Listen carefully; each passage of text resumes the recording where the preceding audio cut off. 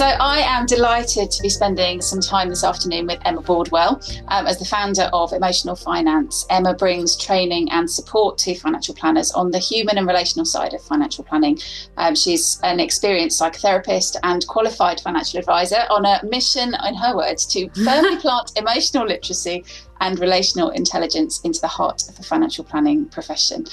Thank you ever so much for spending some time with me this afternoon, Emma. Oh, thanks. So Emma and I have chatted a number of times, and Emma came to one of my courses last year to kind of find out a bit more about what I do. I've found her to be warm, curious and very generous as well. And it just felt like a really good idea to have a chat this afternoon to actually record one of our conversations about the work that we're both doing. And how we both ended up doing similar work despite neither of us having actually worked as qualified financial advisors, which is a bit crazy, really.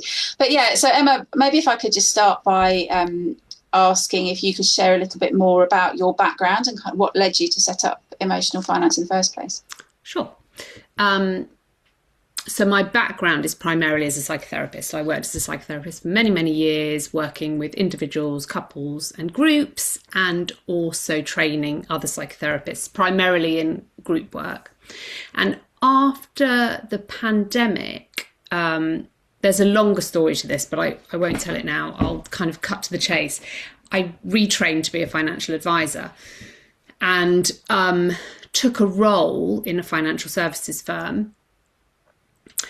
And I guess what happened is that I did all the technical training and I passed my level 4 and I did a couple of level 6 exams, and I was waiting for when we were going to get the other piece of training. I was waiting for when we were going to start talking about the clients and, you know, how we were going to build relationships with them, how we were going to kind of help them work out where they were stuck or help them chew over complexity. Because obviously I'd been trained in that as a psychotherapist and I knew that there was a particular skill set, and I thought, well, there'll be something of that.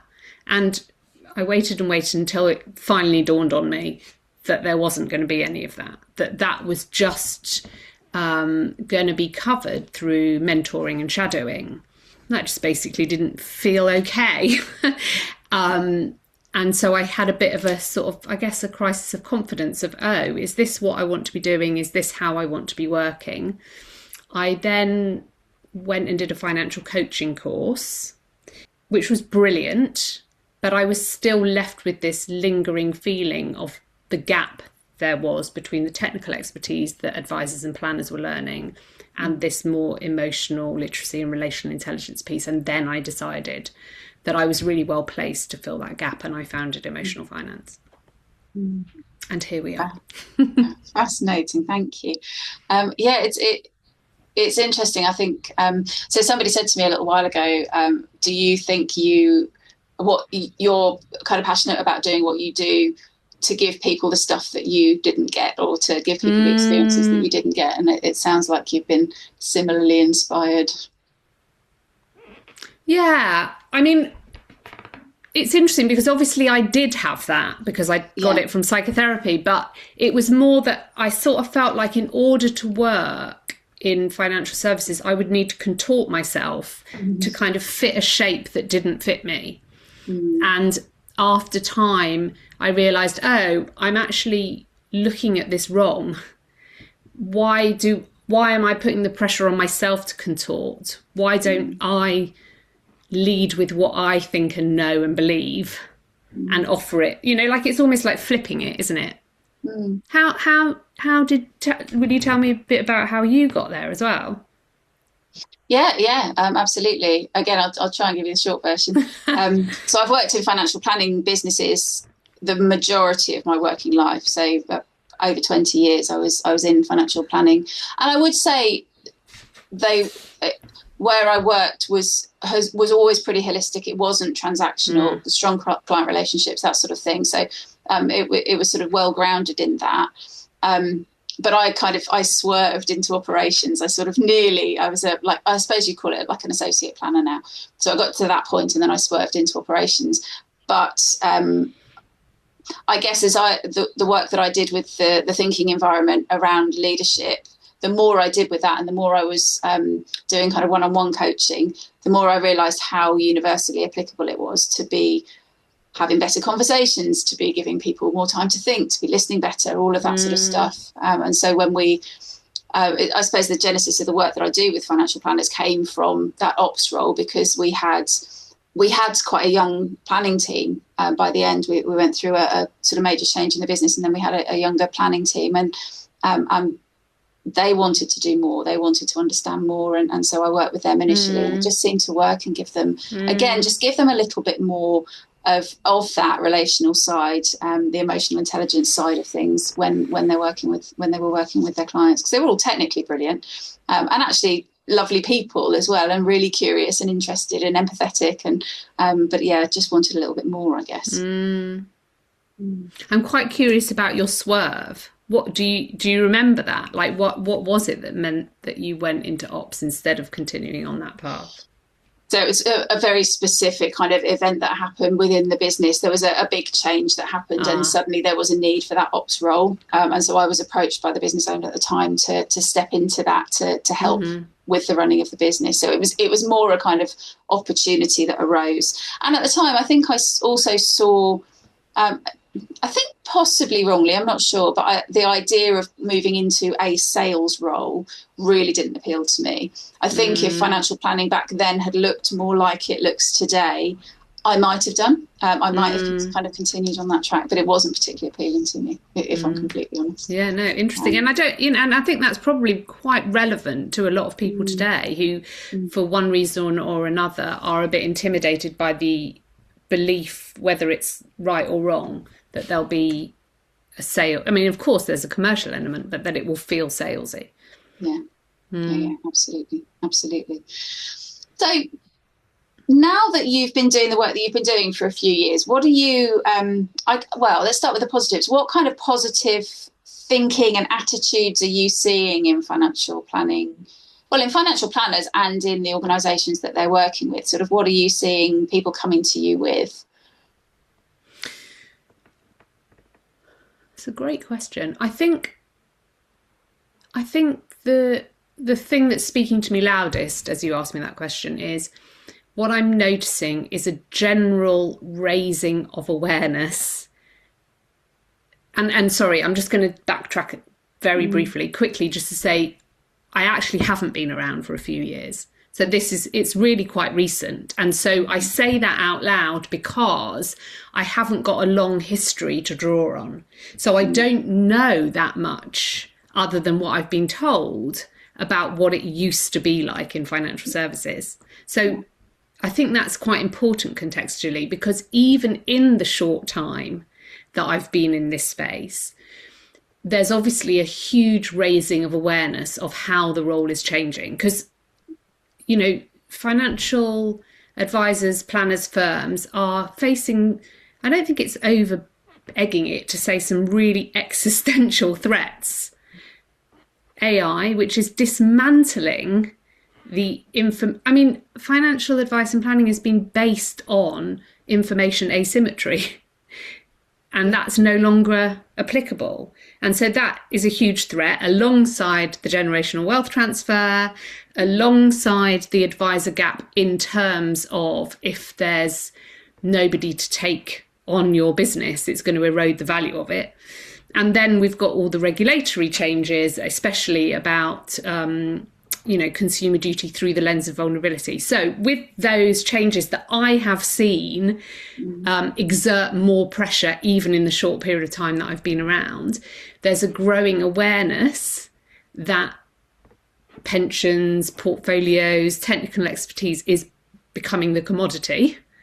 And whilst that's the commodity, the relationships themselves are becoming the product. It is relationships that clients will value and pay for.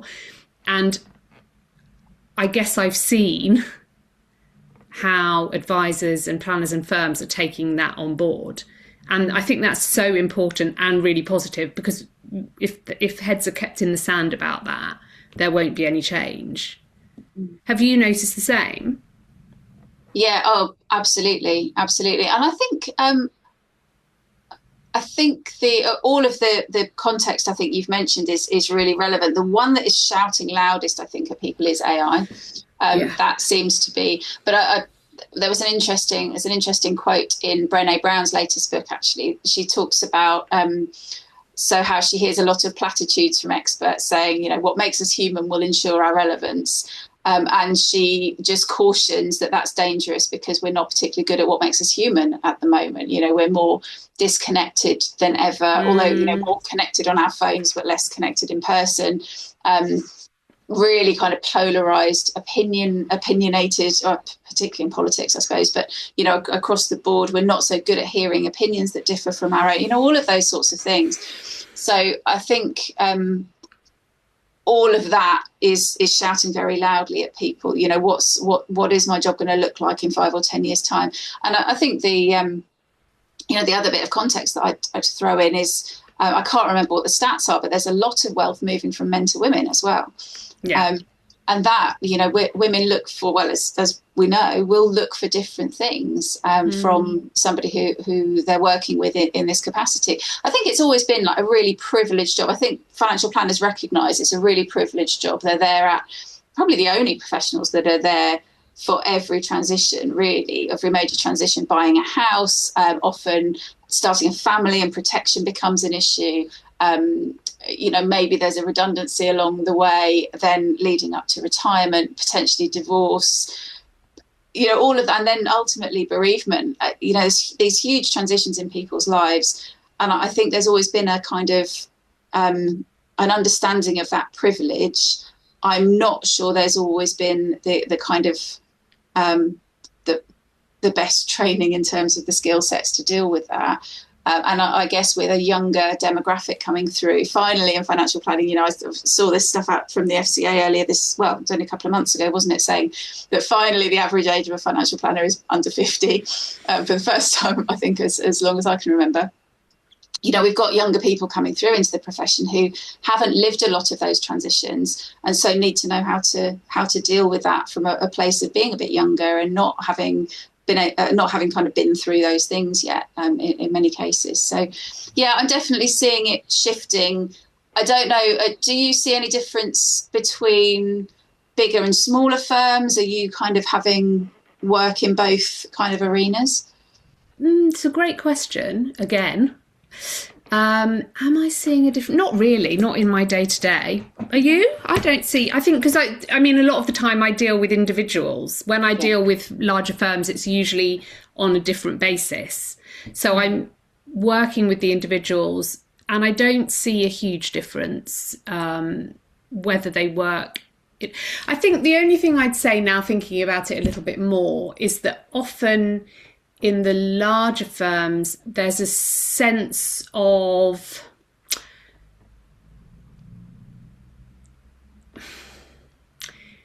there's a slight, I don't know how to say the word properly, maybe a bit of a delusion that there's more structure and support in a larger firm because there's more senior members to be mentored by and to shadow. And sometimes I think that sets up a slight false sense of security, because actually I work with a lot of early career advisors, and in some ways it doesn't play out as the firm thinks it is doing. So the early career advisors are, it's interesting, coming back to the word contorting, feeling like they need to contort themselves into the model of the more senior advisors in that firm, and not necessarily feeling comfortable to do so, or feeling like they can be authentic. So I think that's one thing that I notice. Is that familiar to you or not? Yeah, I think so. And that's interesting. I think that that kind of model of almost watch me and do it like me, it has been really common. And well, that speaks to your experience as well, doesn't it? I'll be mentored and, shown what to do, but not the training side of things. Yeah. I don't know. I don't work particularly with bigger firms, not the really big firms anyway. I guess what I hear similarly, I tend to work with individuals more.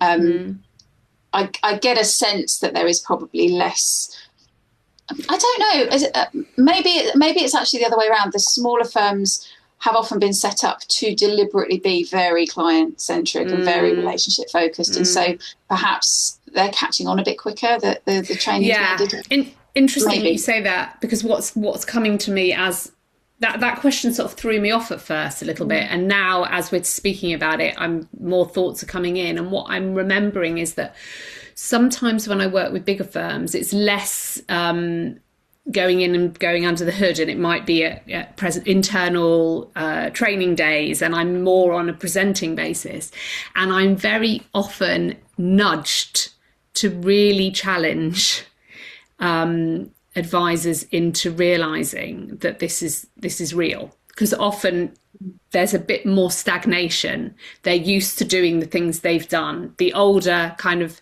advisors who are bedded into a system aren't necessarily seeing as clearly what's coming down the road in terms of the existential threats that we've been talking about. So often in the larger firms, the more senior leadership are saying to me, nudge, this really needs to be taken on board, how the relationships are becoming the product. Because it's hard. If you've done something and you've had a particular way of seeing things all your working life, it's really hard to change. And it's really hard when you're really competent and well loved by your clients, and by loads of metrics, you're doing really well. It's hard to unlearn some of that stuff, isn't it? I remember you mentioning that actually when I came and did your day course. I think you spoke quite a bit about unlearning.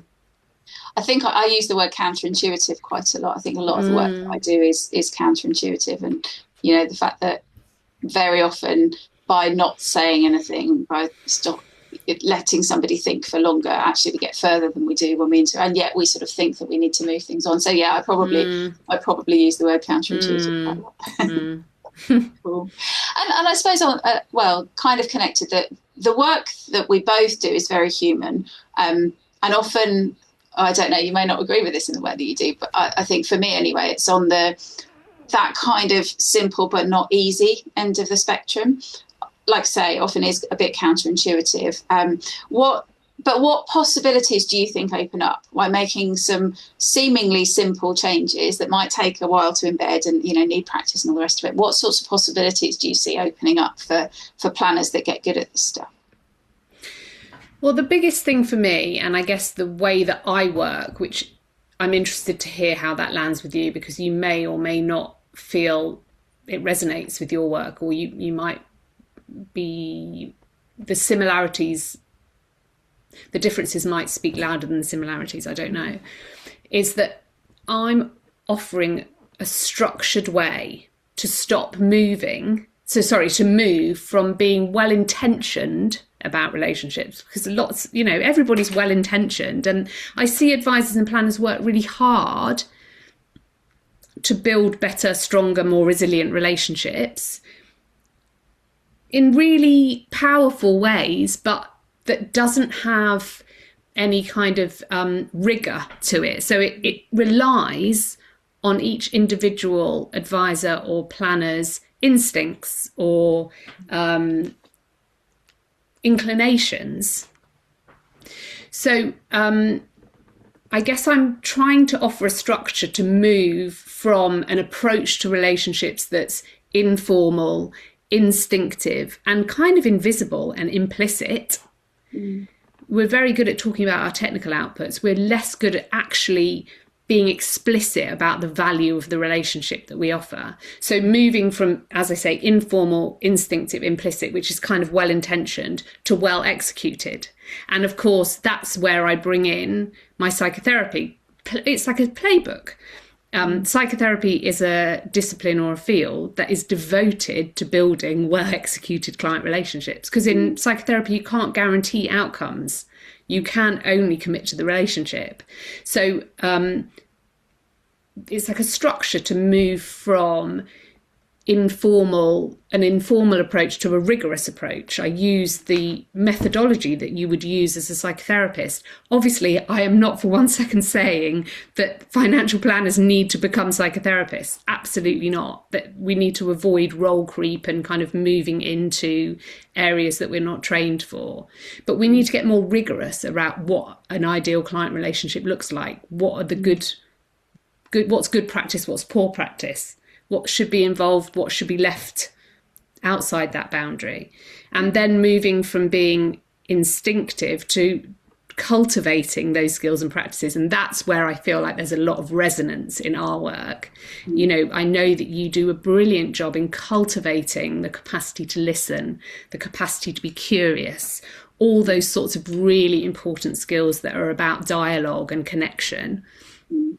And then I also bring in the kind of methodology and insight from psychotherapy about how to be more explicit about it, how to stop that relationship not actually being named and discussed and kind of co-created, but to actually talk about it. And that's counterintuitive at first. And that's kind of often a bit scary for advisors and planners who haven't had those explicit conversations before. So again, you know, your sort of program where you can try stuff out, where the stakes are low, where you can be clumsy, where you can get it wrong, where you can feed back to someone and say that didn't quite land for me, or that felt a bit, I don't know, whatever it feels like. Those sorts of spaces. I'm not sure if I've answered your question. I kind of went off on one. No, it's all good stuff, Emma. Well, the question, and I will ask it again, actually, because I think it's still really relevant. What possibilities do you think open up for people when they get good at that stuff? Yes, exactly. So the reason why I talked about the structure is that then there's less guesswork. You know what you're aiming for.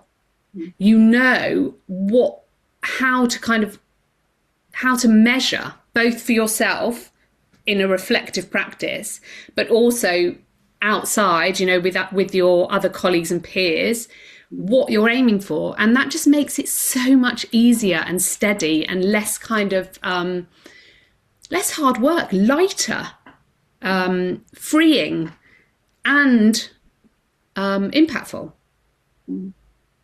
You know, like there's a blueprint. And I think that for me and for a lot of the people I work with, it's orientating. And I think it's really helpful to be orientated. Does that answer it better? Yeah, absolutely. Yeah, I think it's really interesting. Kind of maybe we'll go on to this in a minute. But I remember you sitting at perhaps it was just around the end of the morning of our day together, and saying, it sort of feels like I'm sitting in a pair of new jeans. I'm not quite sure if they're going to be comfy or they're going to fit yet. So I'll ask you a bit more about that in a little while. But I think I sort of feel the same. There's a lot of resonance between what we do, and we come at it from different angles. It feels very complementary, actually. 100%. Which is good news for both of us, really. I think we're kind of in the same sphere. I think you lean in one direction, which I think is a really important direction, which is to, and correct me if I'm wrong, because I'm making assumptions, but I love how, for me, it feels like you lean into a spaciousness and a permission and both introspection for the advisor and the client, but also a reflective space where it's kind of self-awareness beds in and you can really feel into the relationship and the work that you're doing. And that's so important that you can lean that way. And then I think that where I lean, and I just want to be clear that I think we both lean in both directions, but I think this is where I would tend to lean more, holding those ideas as well, is I think that I lean into being a bit more active. So as a psychotherapist, and I never know how to say this there's just no way to say it without sounding wanky, but as a psychotherapist, we're taught and we learn and we practice how to use ourselves as an instrument. See, it just sounds wanky. But what it means is that we're really attuned, and we use that instinct that we've attuned and built to feed back and be explicit and to talk about it. So I remember when I was on your 1-day course, that there was this thing that you were talking about. I think it might have been when I was talking about putting on the new jeans, that in some ways kind of didn't fit for me, which was that you said something about promising not to interrupt. And on one hand, I love that. And on the other, I'm like, oh, no, I can't promise that. It's like, I want to sometimes interrupt judiciously. I won't interrupt without awareness or without thinking about it, but sometimes I will interrupt in the service of you. And I think that sort of maybe exemplifies the difference between us. Maybe I'm wrong, because both are really important. How does that land for you? Yeah, no, I totally get where you're coming from. So yeah, I mean, the thinking environment is central. That promise of no interruption is really central. And I guess, I mean, when research would suggest that our experience in the world is that we're interrupted like within 11 seconds of starting to talk most of the time, I'm going to stand by that, because I think like any movement towards not interrupting is hugely important. And I suppose that awareness is I think that's a really hard thing to build. And like what is genuinely in service of you? You've got to know yourself so well. We talk about the kind of being aware of your response stream. What is it as you're listening to somebody else? What is it that's going through your head? Is it analysis? Is it, a connection? Is it your confirmation bias? All of these different things that are going through our heads, our kind of desire to fix or please, or, all of those things. And most of the time it's that causes us to interrupt. So actually it's quite not necessarily self-serving. We can think that we're doing the right thing, but it doesn't come from that place of awareness that you're talking about. And psychotherapy is, I mean, that must be a huge part of the work and the training and the discipline of psychotherapy is knowing and understanding yourself and what your tendencies are, so that you know when it is your tendency that's coming up and when you know something's in service of your client. And I guess that where I suppose I wouldn't change a thing about how I teach, because I think that's where most of us are coming from is a place of not having anywhere near that level of awareness. I'm not going to disagree with you there. And I think that's the work that we're both doing, is to build self-awareness, the emotional literacy, the relational intelligence, the awareness of the dynamic between you and the client, and the relational intelligence about a dynamic maybe that's going on with a couple or a family in front of you. And yeah, I wouldn't disagree with anything that you said there. I think, and as I said, I think that we're in the same territory. We're just leaning in slightly different directions. Yeah, absolutely. And I think what I love about what you're talking about is giving people more of a framework to make that relationship more explicit. I love that idea, because if that's what we're going to be leaning on to, I guess, to keep the profession going and relevant and valuable to people, then so many planners will say that they really struggle, especially early career planners will really struggle to talk about fees and talk about the value that they add, because so much of it is intangible. I mean, yeah, you can say, well, I saved you this amount of tax last year or whatever, but really that's not the most important thing. It's not the most valuable thing to most clients, I don't think. But to be able to make that explicit, to be able to kind of really focus on what it is, what the value is you're adding, and to have a framework around that, I think is incredibly valuable. Yeah, it's really, and I'm sure you see it all the time working with early career advisors that begin to feel that sense of confidence and competence around that. You can just sort of see their spines grow, and you can see them take up more space, and there's just nothing more fulfilling than seeing that. So a slight tangent, I suppose, but so one of the things that I hear come up time and time again, and you might have heard this actually, you mentioned earlier you're doing a bit of consultancy and talking with clients about what they value in the relationships with their advisors, that sort of thing. the word that always used to come up for us when we did those sorts of client surveys was trust. Like, trust was absolutely foundational. And it makes loads of sense, doesn't it? People don't buy from people they don't trust, especially not in an arena like this. They don't share with people they don't trust. What do you see? Yeah, I mean, how do you think your work addresses that? Which might seem like an obvious question, but how do you think your work addresses that?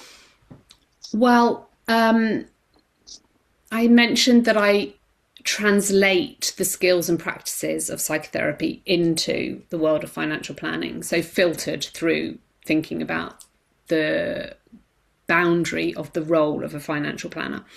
And psychotherapy teaches us that there's 3 building blocks for any well-executed relationship, professional relationship. The first building block is trust. The second is connection. And the third is collaboration. So trust as that first building block, I couldn't agree more, is absolutely foundational. And so in my training program, which is obviously one of the streams of work that I do, there's a module devoted entirely to trust and understanding that I think in financial services, we make the mistake of assuming trust far too often. We don't take on board, that trust needs to be built in. It doesn't happen in big gestures. I think there's this term that people use that really winds me up, that you win trust, as if there's like some sort of door that you walk through, and when you're outside you're not trusted, and you walk in and suddenly you're trusted, or like you win a trophy and you get to keep it. Because trust is, as you know, is so finely calibrated. You can build and win, and you can create the conditions of trust, and then they can erode. It is constantly changing. So we talk about that in my training, about not assuming trust, but building the conditions of trust so that you demonstrate your trustworthiness. And then it's in the gift of the client whether to give it to you or not. And you can't ask for that. That has to be left for them to make the decision, and they can change their mind. So I think that what happens is planners assume that there's trust for good reason, because they've been referred, or because they've got brilliant relationships with their clients. So why wouldn't somebody trust them? Not understanding that there is so much more nuance than that. And then I'm not going to bore you for ages, but there's 4 kind of behaviours that I talk about that need to be demonstrated to create the conditions of trust. And those are benevolence, integrity, transparency. And when I talk about transparency, I'm really talking about a kind of radical transparency to planners. This is not about putting your fees on your website. This is, and competence, of course. So that's how we approach trust. How about you? Yeah, that's really interesting. So the two, and that again, it's very similar concepts, and not my concepts at all. But I use again Brené Brown's marble jar around trust, and that idea. And but the thing that I kind of overlay that with is Charles Feltman's stuff from the Thin Book of Trust. But again, the 4 elements of trust there are care. Oh, it's very similar: care, reliability, sincerity, competence. So I think they probably would map to the 4 that you mentioned. But I think what I see very often is that the competence quadrant is overplayed. So especially for young career advisors, very often stepping out of a very technical power planning role, for example, and when they get a bit anxious or a bit nervous when it's silent and they don't quite know what to say or whatever, they'll fall back on, well, I'm going to tell you all this about pensions and show you how good I am, that sort of thing. And I hear that from people all the time. That's what I do. How do I stop doing it? Yeah. And I think sometimes we overplay one of those aspects of trust at the expense of another. So I think it's quite interesting to have some sort of construct, because you're right. The idea that anyone could ever say, just trust me, just trust me. Yeah. So it's nonsense. We can't do that. You're right. But interestingly, I answered a letter in Money Marketing, write an agony aunt column, and I can't remember if it was the last time or the one before. An advisor wrote in a letter about another advisor. Oh, I'm going to get into the telling a story absolutely appallingly now, forgive me, but how they were supporting a client who was making a claim against their previous advisor, who basically had just said, trust me. And they did. And they got themselves in all sorts of trouble, because what none of what we've talked about already touches on explicitly is the inherent power imbalance that historically, and hopefully less so going forward because of the dismantling of the information asymmetry that we've talked about, the power dynamic inherent in an advisor-client relationship is so powerful. If you don't feel like you can keep up, or and that power dynamic is being played against you, it's amazing how often clients will silence their doubts.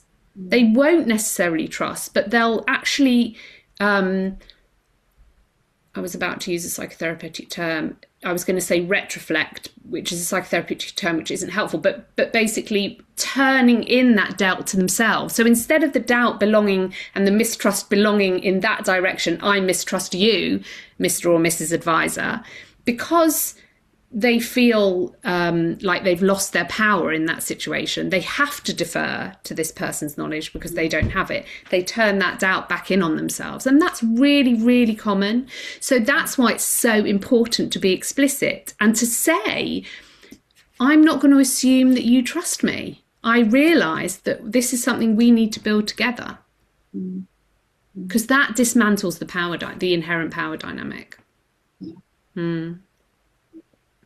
Fascinating. Yeah, I hadn't really thought about it in that way before, but I think it is actually that removal or the dismantling of that asymmetry of information it's empowering for clients. Absolutely. Actually. And yeah, we've got to work harder. I think financial planners are just going to have to work harder, which I don't think is a bad thing at all. But it's working harder, but actually in a weird way, it's easier. Yeah. I had another thought that's just escaped me. Oh yeah, because there's so much of a wealth of information here, and interrupt me or tell me to stop if I'm going on too much. But the other part of that is that clients generally, in whichever sphere you're in, therapy, professional services, medicine, we want to be obedient. We want to be liked. We want to, sometimes we worry that if we're not liked, we won't get treated as well, that we won't get as good advice. So there's a way in which we perform obedience. And that often, I think, plays out when I've gone on a tangent now, but we're talking about trust. But also I see that play out a lot when I listen to client meetings. I can hear clients answering questions because they want to be well behaved, because they feel like, oh, I'm meant to answer now, even if they don't really know the answer or they don't really agree. They'll answer in a particular way to be easy. And I think that plays out in trust too. Definitely. It was really interesting, actually. I did a contrasting good and bad role play demos for something I was doing recently, and I was the client in both cases. And despite the fact that it was a role play, it was very interesting to notice my feelings coming up. So I think one of and I noticed that. So in the bad role play, the person who was pretending to be the planner, there was something that assumed. Well, I assume you're pretty risk averse, aren't you? And I kind of sat there and I was like, yeah, okay. But it was really interesting because I had no reason to be that compliant, but I felt it in myself. Yeah. And so I think another massive part of the work that both you and I do is giving people that opportunity to practice in both seats and feel what it feels like to be a bit vulnerable, to need to open up about your hopes, your dreams, your fears, all of those things around money that we're asking clients to do. They're asking clients to do very often. Most planners don't have their own financial planner, which blows my mind actually, but that's a whole other conversation. But to actually sit in that client's seat and feel those things, I think is an incredibly valuable part of the work. Yes, and I think there's two things that come up for me there. And let's see if I can hold on to the second one while I say the first one, is that yes, and do we give opportunity to a client to say, actually, I don't want to answer that right now. Don't know you well enough. Can we come back to that? And that helps me remind me of my second point, which is that I believe we need to be explicit about those conversations. We're going to, in my role as financial planner, I'm going to ask you some questions because I want to get to know you and I want you to feel known. And I think those are two really important separate points. But aside from that, and sometimes I might ask you things that you don't know the answer to, or you just don't want to talk about today or ever. And that is absolutely fine. We are both in charge of how this works. I'm not in the driving seat. Together, we're going to work out what the best financial plan is for you. And you're in charge as much as I am of what that conversation involves, to be much more explicit about that. And then that gives, I hate the word permission. Do I? Sometimes I hate it, but it gives permission to not be obedient. It invites them to share expertise and to be more equal. And it dismantles that power hierarchy that can happen otherwise. Yeah, absolutely. So we'll wrap up shortly. Yeah. We've been talking banged on for way too long. No, it's one of those kind of conversations that obviously we're both really interested in. So we'll have to see how much we banged on in the edit. But anyway, I think probably a bit more on my side. I might have this wrong, but I think a bit more of the work that I do is with leaders in the profession. Yeah. So what would you like? And I guess I ask you this question because you're seeing the result of it with more of the individuals that you work with, I guess. What would you like to see evolve in the way that the profession and leaders in the profession think over the next few years? What's the kind of next level of evolution, do you think? Oh, you've given me a magic wand. Okay, so my magic wand would be to ensure that the people leading this profession begin to pay as much attention to relational skills as they do to technical skills, so that they really take on board that the relationship is the product, that they really attend to the needs of early career advisors in a way that's not necessarily, well, it worked for me, so it's going to work for them, really attend to what they need, which might be different. Or I'm going to sound really trite, but of course, there's the whole diversity piece that feels so important to take into account. But I think actually, if I summed it up, I would, I guess, invite more reflective practice. And I think that speaks to both what you and I do, to just be more intentional about the relationships they're building, both as leaders internally, but also for their teams externally facing, to just pay more attention to the relationships they're building. I mean, I'm now questioning my answer, but yes, that's what comes first off the top of my head. Good stuff. So, Emma, as we draw to a close, is there anything else that you wish I'd asked you, or anything that you think we've kind of missed, or you'd like to? No, I tell you, I don't wish you asked me anything else, but I wish we had longer, because there's so many questions I want to ask you as well that I didn't get to ask you. Well, maybe we'll have to do a part 2 at some point. Yeah. I'd enjoy recorded that or not. Yeah, absolutely. Well, thank you very much. I said at the beginning, I always find you very, very generous, and I've found that again this afternoon. So I'd like to really appreciate your generosity. I think when we first met, we sort of agreed that we were not going to have a scarcity mindset. We were both, there was loads of space for both of what we do, and I think that's playing out. The more I understand about what you do, and vice versa, I think that's really playing out. So I really appreciate your generosity. I've loved chatting with you this afternoon. Thank you. Thank you.